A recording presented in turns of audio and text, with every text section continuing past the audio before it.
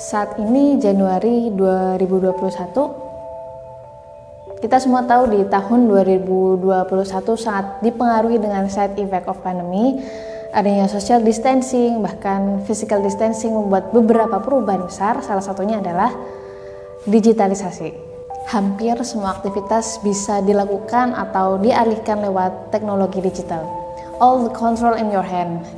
Dari mulai edukasi atau proses belajar mengajar, hiburan, komunikasi, kita bisa akses melalui handphone dengan mudah. Nah, mau nggak mau nih kita dituntut untuk beradaptasi. Tak terkecuali kita sebagai fisioterapi ya. Jadi menurut saya penting sekali untuk fisioterapi mempunyai platform, khususnya mereka yang ingin tetap eksis untuk home visit dan mempunyai praktek mandiri. Mungkin jika di Indonesia perubahan ini belum terlalu terasa ya, karena pasien kita rata-rata masih atau bukanlah generasi milenial yang mereka sudah mengenal teknologi dari remaja.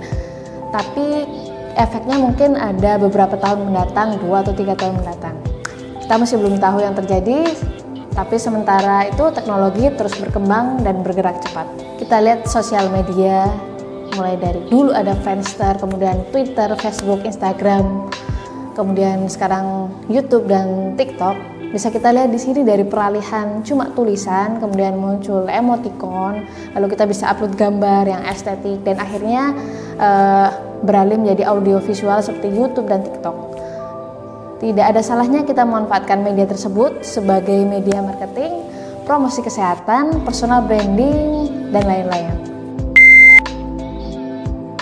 Kemudahan akses informasi termasuk informasi kesehatan, tutorial, terapi kesehatan atau terapi fisik di rumah secara mandiri juga sudah banyak tersedia di internet. Nah, era digitalisasi ini tak menutup kemungkinan fisioterapi bersaing dengan teknologi terbaru seperti platform exercise yang aplikasinya tersedia gratis di Play Store seperti ini, atau ini, dan masih banyak lagi. Apakah ini ancaman? Ya, menurut saya bisa. Apa yang tidak bisa?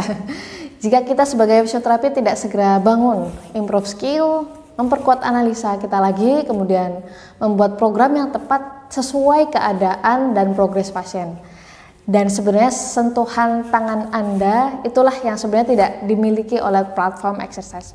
Kalau boleh jujur, saya pribadi juga sangat berharap ada platform khusus fisioterapi yang bisa mempertemukan antara pasien dengan fisioterapi. Setahu saya di official website Ikatan Fisioterapi Indonesia sudah tersedia fasilitas tersebut.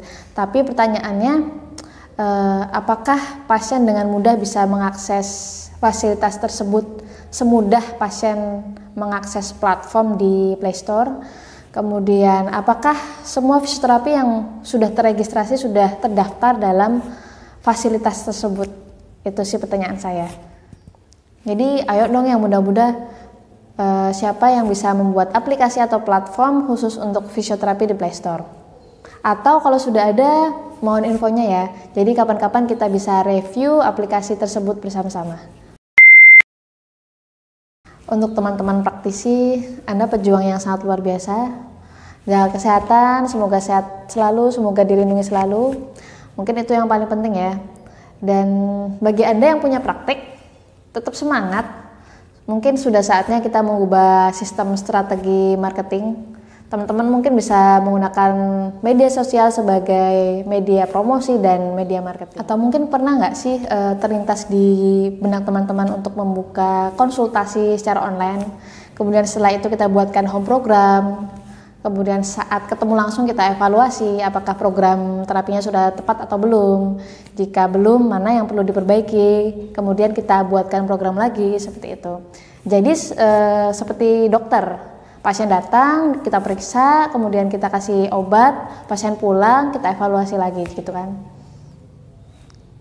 Bisa nggak sih? Serius nanya. Untuk para Bapak Ibu dosen, perjuangan Bapak Ibu akan berbuah kebaikan yang insya Allah terus mengalir nantinya. Hanya saja saat ini Bapak Ibu dihadapkan dengan generasi milenial dan generasi seterusnya yang lebih canggih, yang mana sudah mengenal teknologi lebih dulu daripada kita. Mereka dapat mengakses informasi dari mana saja. Jadi tidak heran kalau mahasiswa sekarang bisa lebih pintar dari dosen, dan tidak mengherankan jika mereka mudah menyerap informasi yang ada di internet. Tapi kelemahannya mereka juga mudah lupa. Maka mungkin Bapak Ibu perlu mengulang, kemudian mengulang terus yang namanya core dari materi yang Bapak Ibu sampaikan. Dan mungkin yang dibutuhkan generasi saat ini adalah role model, contoh baik dalam attitude, kedisiplinan, tanggung jawab, dan skill. Yang namanya guru ya, digugu lan ditiru. Ingat mahasiswa sekarang canggih-canggih, jadi mungkin kita bisa memberikan contoh yang jelas ke mahasiswa, kemudian nanti mahasiswa bisa mengembangkan dan bisa mengeksplor lebih luas dengan teknologi terkini. Lihat referensi dari YouTube misalnya, kemudian jurnal atau platform fisioterapi. Namun Bapak Ibu, tetaplah Anda yang membimbing, mengevaluasi, mengoreksi jika mereka ada salah. Jadi tetap semangat ya Bapak Ibu dosen sekalian. Dan untuk teman-teman yang masih mahasiswa, mungkin ada perubahan sistem pembelajaran dalam waktu yang lama. Saya tahu ini sulit, apalagi sistem pembelajaran daring untuk tenaga kesehatan. Kita nggak pernah tahu kan apa yang terjadi, tapi jangan sampai hal tersebut membuat semangat belajar teman-teman kendor. Nah, sebenarnya tantangan yang paling berat adalah mengasah skill teman-teman. Saat ini skill yang paling penting. Kalau materi pembelajaran bisa dicari di internet, dipelajari, dihafalkan. Tapi kalau skill harus dilatih. Tidak cukup hanya dengan membaca langkah-langkahnya atau melihat video. Praktis. Kemudian cara mensiasatinya gimana? Ajak teman untuk belajar praktek bersama. Karena dalam belajar praktek itu teman-teman butuh orang yang bisa mengkoreksi, kemudian mengarahkan salah kita di mana, kemudian kita perbaiki. Seperti itu kan. Nah, ingat keterampilan skill itu lebih baik daripada gelar dan ijazah. Nah, teman-teman, banyak sekali platform fisioterapi yang bisa dijadikan media belajar. Kita bisa manfaatkan contohnya aplikasi gratis di Play Store dan video-video tutorial di YouTube. Namun sayangnya kebanyakan masih dalam bahasa Inggris. Jadi teman-teman mulai sekarang lebih baik melatih skill bahasa Inggrisnya juga. Atau jika teman-teman mau mendukung channel ini, teman-teman bisa subscribe, like, komen, dan share supaya kita makin semangat mengembangkan channel ini, channel yang informatif seputar fisioterapi. Terima kasih untuk teman-teman yang sudah menonton video ini sampai habis. Itu tadi adalah sebuah gagasan yang timbul dari analisa yang sifatnya sebenarnya personal menurut saya pribadi. Semoga bisa diambil manfaatnya. Akhir kata, wassalamualaikum warahmatullahi wabarakatuh.